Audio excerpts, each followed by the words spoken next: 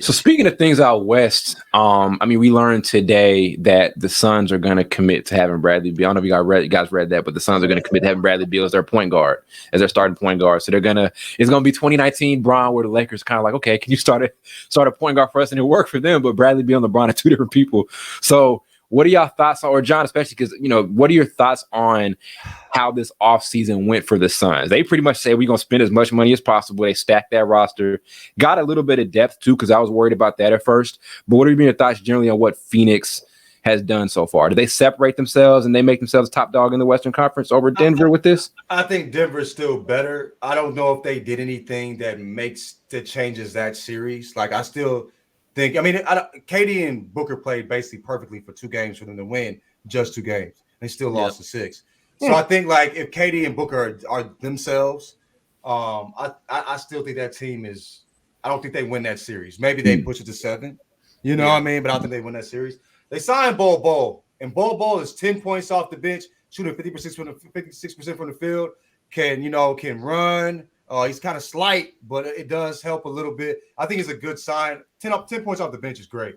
So I think I think they fill the bench out better than I thought they would. Yeah. Bradley Beal playing point guard. Bradley Beal ain't got the handles, bro. Mm-hmm.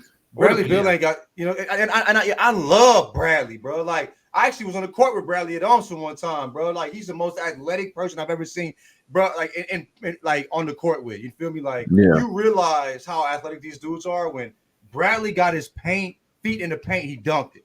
And nobody talks about his athleticism in the NBA because it's nothing compared to other dudes. You know what I mean? So, like, they're crazy. Yeah. So he's a great, great player. You know what I mean? I love Bradley.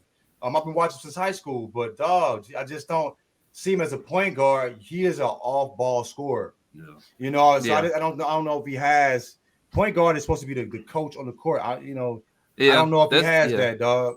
That's the danger when you acquire so much of the same talent, because obviously him and Devin Booker are shooting guards. Yeah. That's like the problem you're going to run into, especially when you have two of the kind of the same players that play the same position that are dominant at that position. So I don't see him really. He doesn't have the handles he doesn't really know how to orchestrate an offense, and I never really seen him do it. So I really can't say he can until I see it. He has to prove me otherwise, basically, like you're saying. For sure. That's a lot to put on somebody for a team that needs to get over the hump. You know what I mean? Like, I know Beal, obviously he's a great player, but he was, like Carl just said, he was never like, give me the ball and orchestrate and make this thing work. That was John Wall, during those prime Wizards days and everything. And we saw last year how much having a great offensive system and how much having playmaker, or not even last year, this year, we saw how much that can get you over the top. That Nuggets team ran a hell of a system. They weren't doing anything flashy. What was so dangerous was that they all did their job at a very high level, and they rallied around the playmaker and Nikola Jokic. And that's still going to be a major difference maker to kind of balance things out is, can you play make? How's your offensive system's going to be run? They did bring in Frank Vogel, so that's different than what we've seen with Monty Williams, but can Frank Vogel, we know he's a defensive-minded head coach, can he manage that Suns offense to make it something special and optimize those guys? That's a tall task. That's a lot to ask. You said no, Blake? I say no. Yeah. He's not an offensive coach, so I don't think he can. Yep. Who's his assistant? I'm wondering if he brings an assistant in that's better, building the offense. I mean, defensively, we've seen what you need to win a chip. You need a solid big. I don't know who have we seen win a chip without a solid big. Nobody. Well, Golden State. But they had solid ones though. Clay's not really a big, but you know what I'm saying. And also, but he is, he plays to sit that position. Yeah. And then we just saw dropping in 20 rebounds. So you know what I'm saying. Generally, you need a solid big unless you have a god tier shooter like Steph. No, there's no other Steph on the planet. You know what I mean. You need a good defense. That year they were solid defensively, bro. Yeah. You feel me? Like, we need a good defense. You need a team, a well-built team, and you need good coaching. Yeah. And you need a good bench. And you need depth. So they're missing some big pieces that we haven't seen people just throw to. Even with the Lakers when they got AD and changed shit up, they had a deep bench, bro. Yeah. They had a solid coach in Vogel. You know what I'm saying? Solid coach, you feel me? Then they had Bron orchestrating the offense. Yeah. You know what I'm saying? They had and that great big play. Verticality was one of their benefits. Yeah. They had so much size. That's what caused trouble with Jokic when they played him in the Western Conference Finals.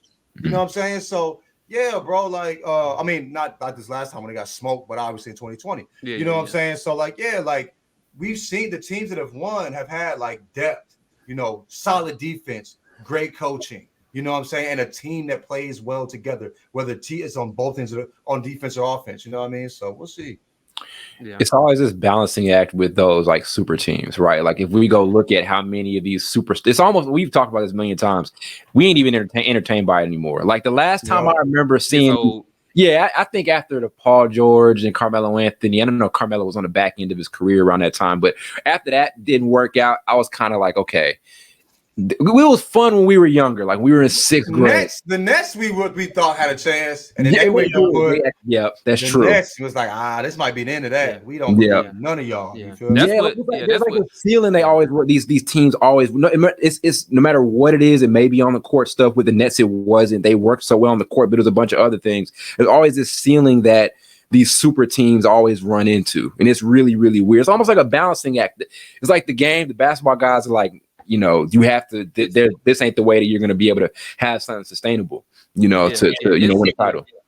The problem to me is when a lot of those super teams don't work. I think it's definitely the depth, because you can't just keep on relying 2 or 3 players 100% every game, because obviously they're not going to be able to play great like they always do all the time. They're going to have games where they're off or somebody can get hurt. Like you're always going to have that depth if you want to go far, and defense actually. So.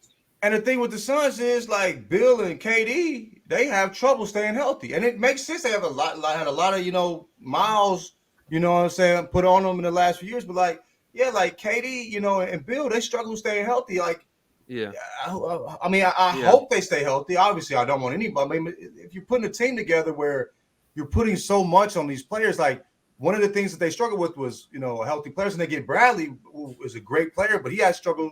Yeah, he struggled staying healthy last year. Yeah. You know what I'm saying? Yeah. So like it's just, I don't know. They didn't the places where we thought they needed to change. I don't think that Bill trade helped. I do think they've added some depth in particular ways, but yeah, man, it's gonna be a long road, a rough road for them. We'll see. Yeah, we've seen over the last couple of years where teams, especially teams that just like get a bunch of stars and say, okay, you bring like 2-3 stars together and just tell them, okay, figure this out. It hasn't really worked. Yeah, so, The crazy thing is, I pointed out this out the time, Blake. KD has played with a lot of great players and it hasn't worked out. The only one where it did, obviously, was Golden State. Mm-hmm. He played with Kyrie, played with James Harden, played with Devin Booker now Bradley Beal. Westbrook too. Yeah, Westbrook for so many years. It has no jury to show off for it. Yeah. I want to be that person. Yeah. I think KD. For me, KD was like a top 10 player ever. Like you know what I'm saying.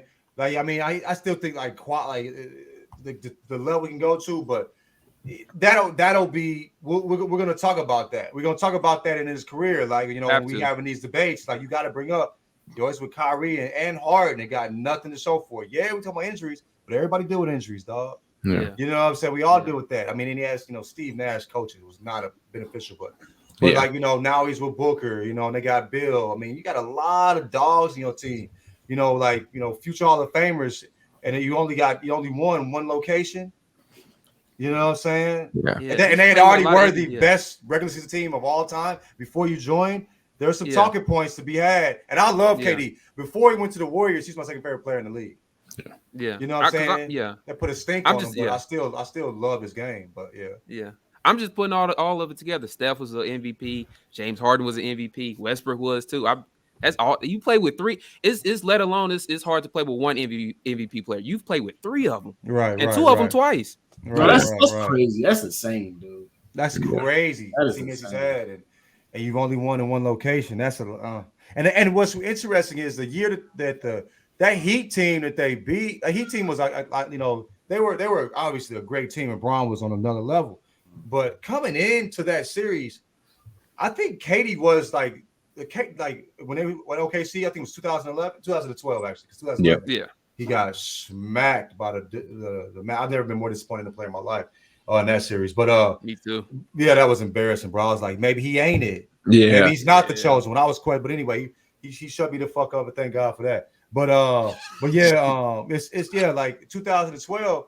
KD to me, like I remember talking to my Alan. Remember Alan Bird that worked at Austin? Yeah, we was having conversations like, bruh, I don't know KD. He don't miss in the fourth quarter. He might have been. And he was. It was like, bro, like when it clutch. So and then he did come as the same player when he was going up against Bron. We said it was youth.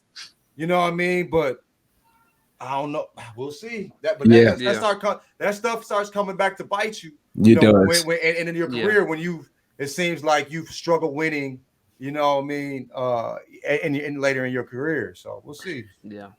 It all comes back. It'll be interesting seeing how that works out between those. Kyrie and KD have been the two most confusing superstars, I think, of the last 5 years. So it'll be interesting seeing how things round out for them. They're both in new situations.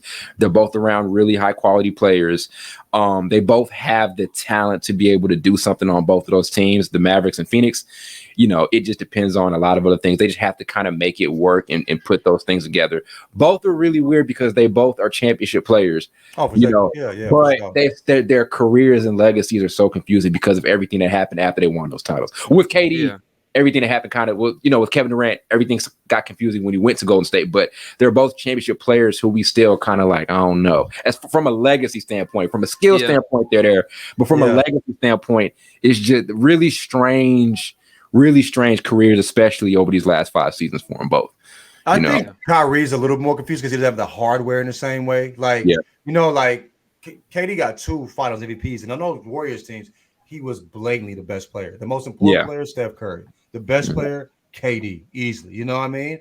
But you know what I mean? like you're the best player on the team when you know what I'm saying? They even if you don't show up, they built to win already. You know what I mean? And for me, it started with that Nets series when he just got manhandled. You know what I mean? He just looked confused playing. I'm like, I don't, I've never seen him. Boston. It was but I'm sorry, Boston. Boston. Against Boston. That's Boston. Yeah, that was manhandled. I was just talking about that the other day. Yeah, it was like, bro, like mentally, you look confused, and I never seen KD seem to be questioning himself so much, But I was like, ooh, this ain't looking too good. And then he had some moments in this playoffs too, where you need to win, and you getting you don't seem like you shooting in moments where you should be shooting, and you dropping 24 points. This ain't KD. KD was a guaranteed 30 ball in big moments. You more surprised when Kevin Durant misses a shot. Like that's how. Like you more like he had a game this series where I was that's when he hit the shot. Like, good God, thank you. You know what I mean? Like, that was good. That ain't KD. That ain't. I was telling Ty, I was like, I know he was like hurt a lot this year, and one of the injuries he had was like a freaky, like it was a freak injury. It was in practice. It was like an imaginary. It was like an imaginary banana peel with there, and he just slipped. I'm like, come on, crazy. Like, bro. At this point, you just get hurt every time. But no, I'm just It was this season where I was just like, he just hasn't looked like KD yet. Like he would put up maybe 24, 25, but I'm like, KD, KD is 30 plus every night. Playoffs, 30 efficient. Efficient, and he 56% from the field. You know what I'm saying? That's what I'm saying. 40 from 3. So 40 from 3, guaranteed. I was confused this whole season. So we'll see.